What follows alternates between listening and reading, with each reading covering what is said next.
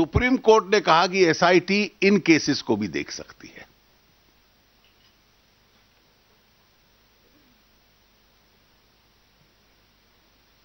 SIT ने इसकी जांच की।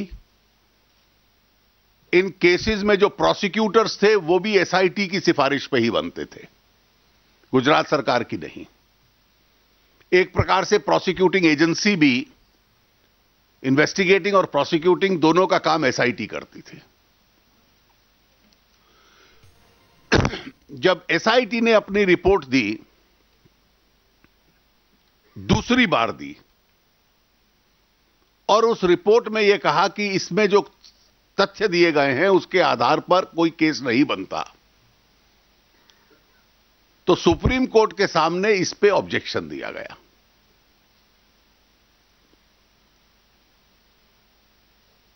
सुप्रीम कोर्ट ने एक अमाइकस क्यूराई नियुक्त किया कि आप भी कोर्ट की सहायता कीजिए।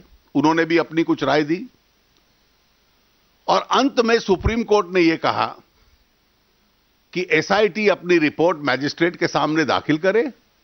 अगर वो चाहे तो अमाइकस की रिपोर्ट भी मद्देनजर रख सकती है और दे सकती है।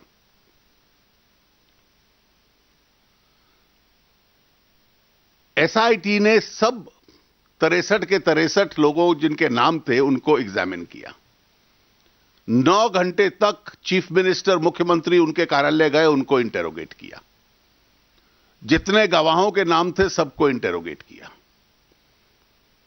उसके बाद उनकी रिपोर्ट दूसरी बार आई कि कोई आधार नहीं है इस शिकायत में। मैजिस्ट्रेट के सामने इसके खिलाफ प्रोटेस्ट दिया गया।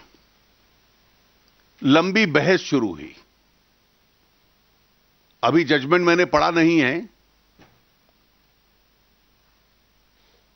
कुल बहस का आधार यह था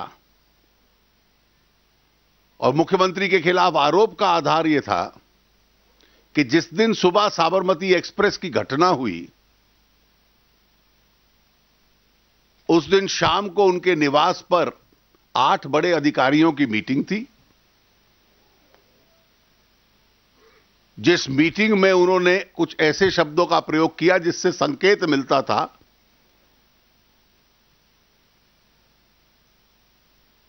कि वो चाहते हैं कि आगे दंगे हों।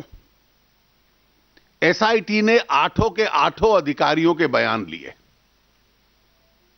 All 8 said that no such statement was made, और जो व्यक्ति ये आरोप लगा रहे थे श्री संजीव भट्ट, वो गलत कह रहे हैं, वो उस मीटिंग में नहीं थे। इसके अतिरिक्त बहुत और एविडेंसेस थे कि वो मीटिंग में नहीं थे, शायद गांधीनगर में ही नहीं थे। और ये भी एविडेंसेस थे कि अपनी गांधीनगर में प्रेजेंस दिखलाने के लिए उन्होंने किस प्रकार से तथ्य बदलने का प्रयास किया था।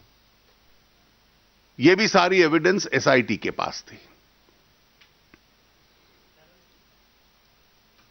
इस सब को मद्देनजर रखते हुए आज न्यायाधीश महोदय ने यह निर्णय दिया कि श्री नरेंद्र मोदी के खिलाफ जो एसआईटी की रिपोर्ट है कि कोई एविडेंस नहीं है, कोई प्रोसिक्यूटेबल एविडेंस नहीं है, उसको स्वीकार किया और जो प्रोटेस्ट पिटीशन थी उसको खारिज किया।